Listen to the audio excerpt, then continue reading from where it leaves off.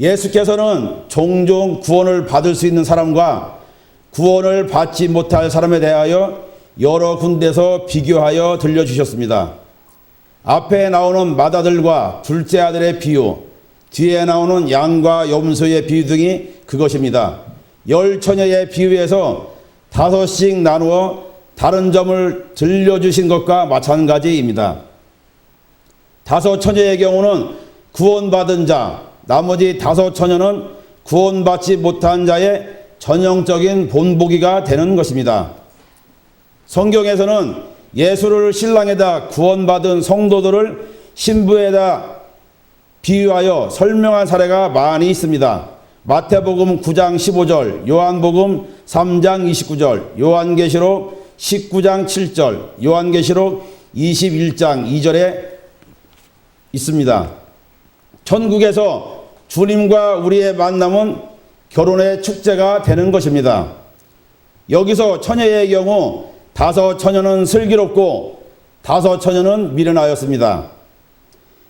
여기서 미련하다는 말은 단순히 어리석거나 학식이 없는 무식한 사람을 말하는 것이 아닙니다. 이 말은 영적 무지를 가리키는 것입니다. 영적으로 무지했던 5처녀들은 참 구원의 방법을 깨닫지도 알려고도 하지 않은 채 형식적인 종교 생활에 만족해 하고 있었습니다. 미련한 5처녀들은 자신의 영혼을 영원히 잃어버릴 수밖에 없는 것입니다. 다른 5처녀들은 구원의 길이자 지혜의 근본이신 예수 그리스도를 믿고 중생을 체험한 사람들입니다.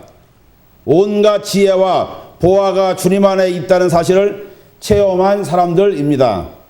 빌립보서 2장 3절에 그 안에는 지혜와 지식의 모든 보화가 감추어져 있느니라. 우리는 깨닫지 못하는 백성은 패망하리라. 호세아 4장 14절에 너희 딸들이 음행하며 너희 며느리들이 간음하여도 내가 벌하지 아니하리니 이는 남자들도 창기와 함께 나가며 음부와 함께 희생을 드림이니라. 깨닫지 못하는 백성은 망하리라. 호세아의 경고를 잊지 말아야 하겠습니다.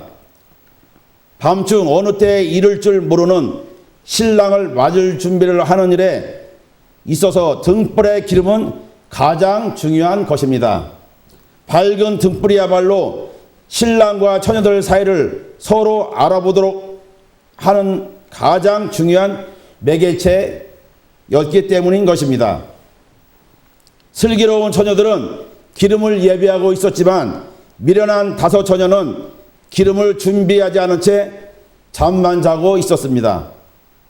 생각하면 얼마나 안타까운 일입니까? 우리가 예수님을 맞이할 준비를 할 때 절대로 필요한 기름이 무엇이겠습니까? 우리가 준비해야 할 기름은 바로 성령입니다. 성령을 받아 구원의 확신을 갖는 것이 예수님을 맞을 완벽한 준비인 것입니다.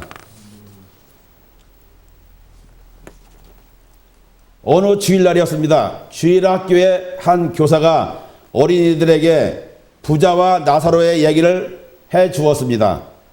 이야기를 다 해주고 난 뒤 선생님은 어린이들에게 여러분은 부자가 되고 싶습니까? 아니면 거지 나사로가 되고 싶습니까? 하고 물었습니다.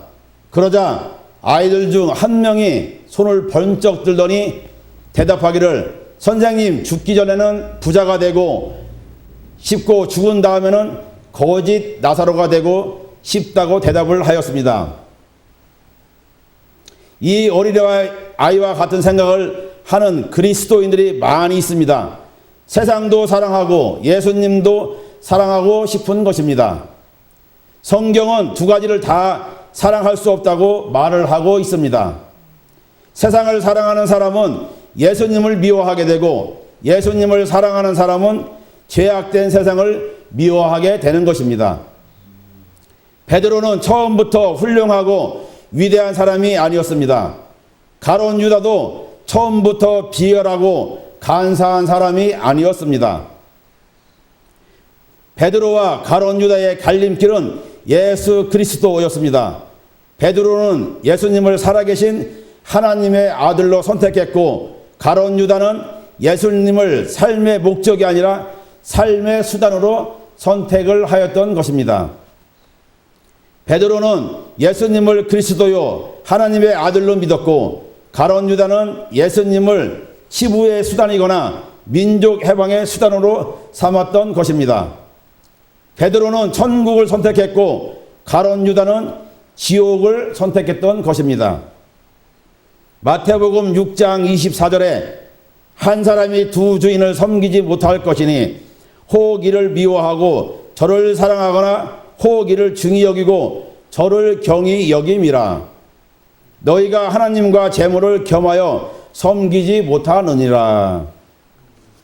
사랑하는 성도 여러분, 열처녀 비유는 다른 누가 아니라 바로 오늘을 살고 있는 우리들에게 들려주시는 말씀입니다. 깨어 있으라, 너희는 그날과 그 시를 알지 못하느니라는 말씀이 보여주듯이 신랑 되시는 주님의 재림이 임박해 있습니다. 무엇보다도 우리는 주님을 맞이할 준비를 해야 하는 것입니다. 영적 무지에서 벗어나서 예수님의 십자가 공로를 믿음으로 중생해야 하는 것입니다. 이것이 신랑 되는 주님을 맞을 기본적 준비인 것입니다. 이 시간 우리 자신을 돌아보시기 바랍니다.